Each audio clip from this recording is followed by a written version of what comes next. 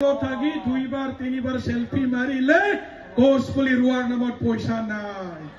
গোসপুলি শেষ হয়ে গেল, গরু ছাগলি খাই শেষ করে দিলে। কিন্তু আমার মহিলা বাইদেউ বিলাকে তিনিবার চারিবার জেরেজ করিলে, বেংকত কিমান আপ ডাউন করিলে, হয় না নহয়? এই বেটারি রিক্সা লৈ টংলাত যায়, জেৰেজ কৰে, ফটো মাৰে, ফটো বিলাক যদি কলা হয় তিনবাৰ চাৰিবাৰ ছোৱালী বিলাকৰ পৰা আইফোনটো লৈ গছৰ তলত থাকি সেলফি মাৰে। 10,000 ক'ত গ'ল বাইদেউ? 10,000 গছ পুলিটো সব গরু ছাগলী খাই শেষ করে দিলে। প্রমোদ বড় সরকারে মহিলা বাইদেউ সকলক ঠকালে। বাইদেউ বিলাকে বিরাট খং কৰি আছে, খং কৰি আছে নে নাই? লাখপতি বাইদেউ, লাখ লাখ বাদে লাখ লাখ লাখপতি বাইদেউ, 5 লাখ 5 লাখ ক'ত গ'ল লাখপতি বাইদেউ? কিয় নাপালে লাখপতি বাইদেউ? ইলেকশন আহি আছে, আকৌ তেওঁলোকে কৰৰপতি বাইদেউ ফৰ্ম বিলাব পাৰে। সাৱধান, ইলেকশন আহিলে কৰৰপতি বাইদেউ ফৰ্ম আহিব।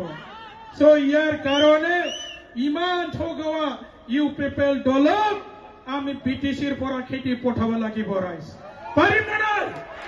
পাৰিব নে নাই? পাৰিব। ঘৰে ঘৰে চাকৰি দিম বুলি আমাৰ যুৱকসকলক ঠগালে। যুৱকসকলে ইউপিপিএলক খং কৰি আছে। ঘৰে ঘৰে চাকৰি পাইছে নে নাই? চাকৰিৰ নামত বেপাৰ। যোৱা বছৰ তেওঁলোকে ফৰেষ্ট ডিপাৰ্টমেণ্টৰ ইণ্টাৰভিউ লৈছিল, আজিও ৰিজাল্ট দিব পৰা নাই। ফৰেষ্ট ডিপাৰ্টমেণ্ট সদিনাখন 15 তাৰিখ জুনত 3rd গ্ৰেড 4th গ্ৰেডৰ ইণ্টাৰভিউ হৈ গ'ল। ৰাতি 12টাত পৰীক্ষা।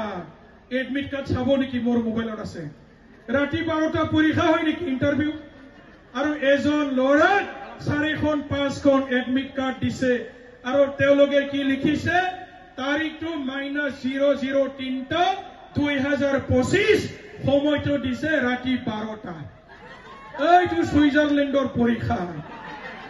ছুইজাৰলেণ্ডৰ ইমান বোকা, খোজ কাঢ়োতে জোতা শেষ হৈ গ'ল মোৰ।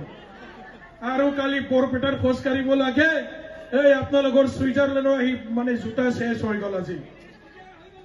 ছুইজাৰলেণ্ড, প্ৰমোদ বৰা ডাঙৰ যিটো ছুইজাৰলেণ্ড, বাস্তৱ অসম্ভৱ কথাবিলাক কৈ পেলে তেওঁলোকে ৰাইজৰ পৰা ভোট খুজিবলৈ আহিছিল। এইবাৰ আৰু তেখেতসকলৰ নাটক শেষ হৈ গ'ল। ছুইজাৰলেণ্ডৰ নামত তেওঁলোকে আৰু ভোট খুজিব নোৱাৰে।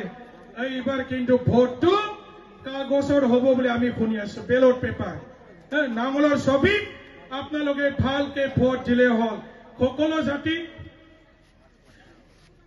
জাতিক তেওঁলোকে ঠগালে। কলাগুৰু বিষ্ণুৰাভা ভৱন কি হ'ল? গুৰ্খা ভৱন কি হ'ল? শ্ৰীমন্ত শংকৰদেৱৰ নামত ভৱন বনাম বুলি কৈছিল। সকলো জাতি জনগোষ্ঠীক ঠগালে। ইয়াৰ কাৰণে আমি এইবাৰ বিটিচিৰ পৰা প্ৰমোদ বড়ো চৰকাৰক বিদায় দিম আৰু হাগ্ৰামা ছাৰৰ নেতৃত্বত চৰকাৰ গঠন কৰাটো 100% খাটা হৈ গ'ল। দেই ৰাইজ, আৰু বেছি দীঘলীয়া নকৰো। আৰু আপোনালোকৰ সমষ্টিত আমি সকলো জাগাত ঘূৰিম, প্ৰাইমাৰী পৰ্যায়ত মিটিং কৰিম, ৰাইজৰ লগত আলোচনা কৰিম। আজি এইখিনিকে কৈ আপোনালোকক সকলোকে ধন্যবাদ জ্ঞাপন কৰি মোৰ বক্তব্য সামৰিছো। ধন্যবাদ। বিপিএফ জিন্দাবাদ, হাগ্ৰামা নেশ্যন জিন্দাবাদ। Thank U.